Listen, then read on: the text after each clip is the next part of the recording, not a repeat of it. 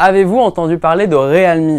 Arrivée en 2019 en Europe, cette marque chinoise ambitionne tout simplement de proposer les meilleurs rapports qualité-prix du marché pour un smartphone. Elle veut faire mieux que OnePlus, mieux que Honor et elle a les ressources nécessaires. Elle appartient au groupe BBK Electronics qui possède Oppo, Vivo et OnePlus.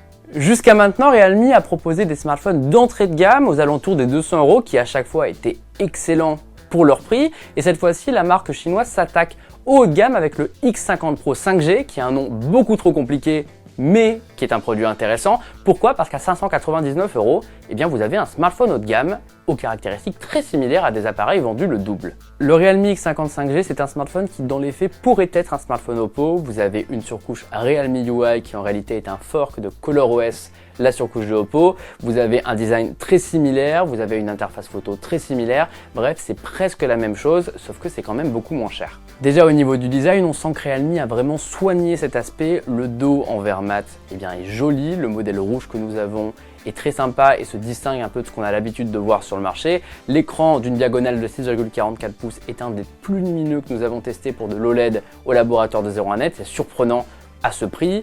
Et aussi, vous avez un taux de rafraîchissement de 90 Hz. Du coup, là, vous avez vraiment des caractéristiques plutôt haut de gamme.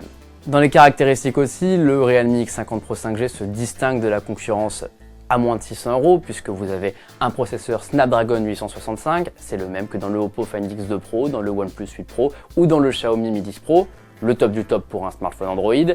C'est compatible 5G, c'est compatible Wi-Fi 6 et vous avez même quelques caractéristiques très rares comme la recharge ultra rapide SuperVOOC 2.0 d'Oppo, c'est-à-dire que vous avez un chargeur de 65 watts dans la boîte qui recharge le téléphone en à peine plus de 35 minutes. C'est très rapide. Comme chez Oppo, on retrouve deux batteries qui vous donnent une capacité totale de 4200 mAh et ça tient très bien la journée selon notre test en laboratoire. On a une autonomie polyvalente dépassant les 15 heures, c'est donc très bien.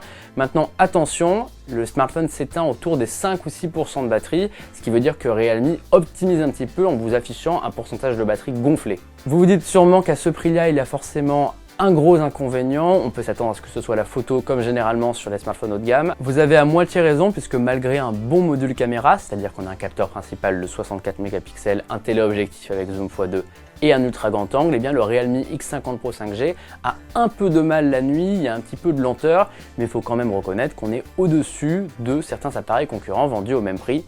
Donc ce n'est ni un avantage ni un inconvénient. Par contre, à l'avant, fait rare, et ça c'est une très bonne nouvelle, vous le voyez peut-être, il y a un double poinçon sur ce Realme X50 Pro 5G.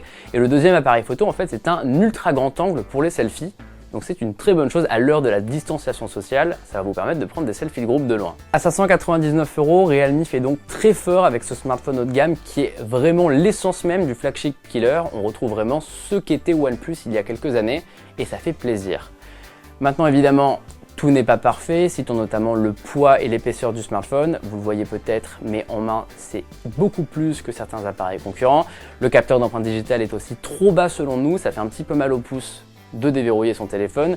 Et parfois, il y a quelques incohérences logicielles. Par exemple, la reconnaissance faciale, elle fonctionne même si vous avez un masque, ce qui laisse entendre que c'est pas hyper sécurisé.